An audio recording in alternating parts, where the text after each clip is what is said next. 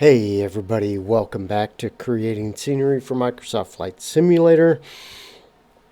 This is kind of an update from yesterday's video, just to talk about a couple things that I did to fix a couple issues on the environmental occluder.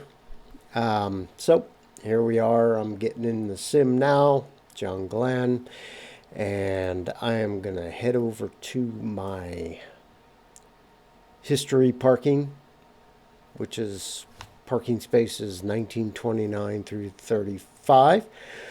So we'll click that. Fly. I'm not really flying, but that's okay. So we'll be in the DC-10. I'm at DC-10. Yeah, right. DC-3.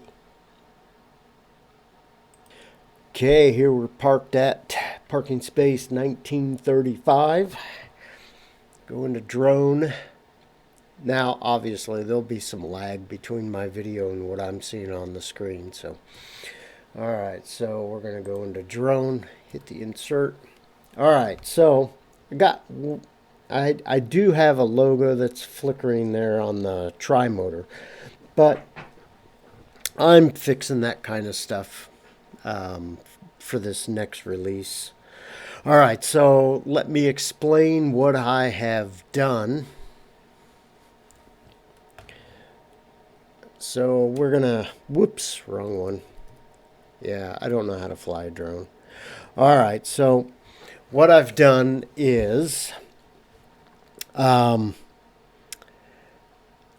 that it was raining inside, it actually wasn't raining inside the building, but the texture underneath gave the appearance of raining because I did not have a closed, I'm going to say cube for lack of a better term. The environmental occluder is relatively the exact same footprint of the building, and they need to have a three-dimensional volume is what it appears to me. So it has to be a closed box, all right, for everything to work. So I deleted the floor, so I didn't have a environmental occluder cube or whatever. It did not have a floor, all right. I deleted those polygons, and that allowed the raindrops to fall on the floor. So what I've done is I've gone in, re-added in the bottom polygon for the floor and brought that back into the sim. And so let's change our weather to rain.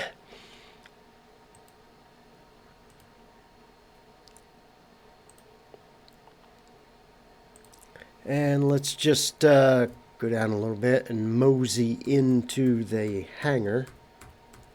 So you can see how there's no mist inside, and there wasn't before, but you could see raindrops hitting the ground.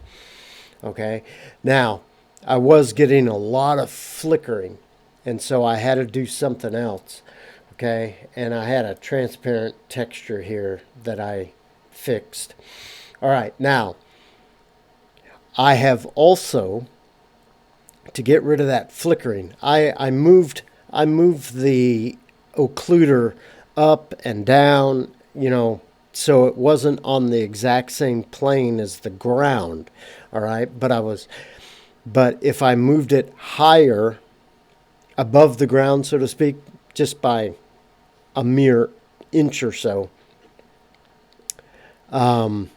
I was still getting raindrops on the pavement underneath. And what that tells me that it's the volume of your occluder. It's not the actual, it's only inside that edge. So even if your bottom plane of your occluder is above the ground, if there's a gap between the bottom part of your occluder and your ground texture, it will still put raindrops on the ground. Okay? I also moved the bottom plane of the occluder below the ground, where it sunk into the ground.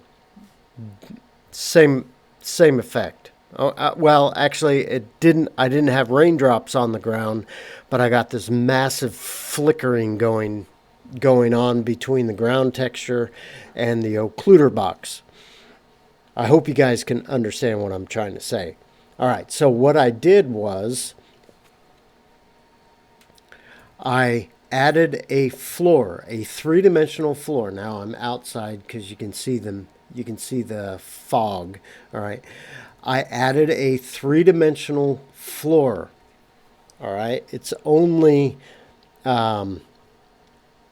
it's less than 3 inches in thickness. All right, and then I put this is a beveled end. You can kind of see right here. It goes to 0 here and then goes up to 3 inches about where this line is here. Okay. Plus, I made this pavement, this floor, a collision object. So now, if you'll notice, let's go inside the hangar. You're going to notice that the tri-motor wheel is into the floor. Well, it's not that big of a deal for this static scenery airplane that I have because it looks like there's weight on the wheels and gives it that kind of a flat appearance, all right? So I'm not too concerned about the scenery having going into the floor just a little bit, because you got to remember the airplane's on the plane is on the level of the ground, and this floor is almost 3 inches thick. So there's a 3-inch sink that the airplane is in, all right? But it makes it look like there's weight on the wheels, which is not bad. But that's not the case in all the scenery elements, because these air compressor, this canned air, this compressed air, these trolleys that I have, they're sunk into the ground. I mean, the rims are sunk into the ground. So it's just a matter of me going into the historical objects and just moving them up a little bit so they're on top of my floor. However, since it is a collision material, okay, since the floor is a collision material, if you're in an aircraft, now obviously there's a tri-motor in the way, you can't actually pull, you can because you'll go right through the airplane, but if you wanted to park inside the hangar and the tri-motor was out of the way, since this is a collision material, the airplane, your simulated airplane, your sim object, your real aircraft, would actually hit that bump and go up onto the floor. All right. And I made this a ramp, so you're not going to get this drastic bump going up to the floor. All right. So those are with some experimenting stuff. I fixed some of the scenery. All right, I fixed some of these logos that are on side of the airplane. Now there's still a little bit of flickering here and there. And then I also went and I had a couple vehicles that their lights were on during the day. These black Chrysler cars here. Some of the trucks, I left some of the lights on purpose. So I did realize that maybe, to be honest with you, and I think the issues that I was having had nothing to do with Sim Update 11. Okay. Maybe I didn't notice these little quirky things that were going on prior to, okay? So, my apologies to Asobo.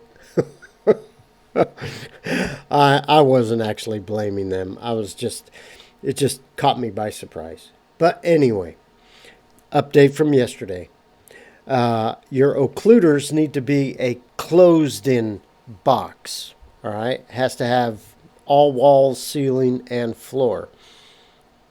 I believe the environmental occlusion is volume related, and it will only stop at the bounding polygons of the box. Okay, so if your box is above the ground, since it's not in contact with the ground, you'll still get raindrops underneath the box, where the gap between. All right, so it's based on that volume is what I can really understand, and I believe I am kind of correct in that way. All right, so I'm happy with it. I got, obviously, like I said, I got some fixing to do on little details here and there, but I'm continuing on, try to get this John Glenn International Airport as well. Hey, just so you guys know, the tri-motors and the Stearman, is there a Stearman over here? Yeah. These are just all copies of, it's the same plane, just copied over and over.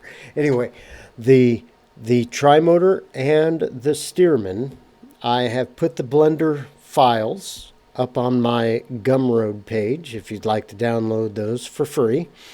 If any of you guys are aircraft people that create flying airplanes, you are welcome to take those models and make them fly. All right. They're not the greatest models. I intended them to be scenery, but they are free up on my Gumroad, myphysicalworld.gumroad.com. And hey, please subscribe. I know I always say that.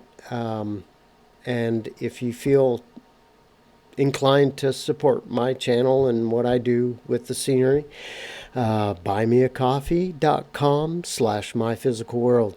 You guys have a great rest of the week, and I'm going to get back to work on some more buildings here at John Glenn International Airport.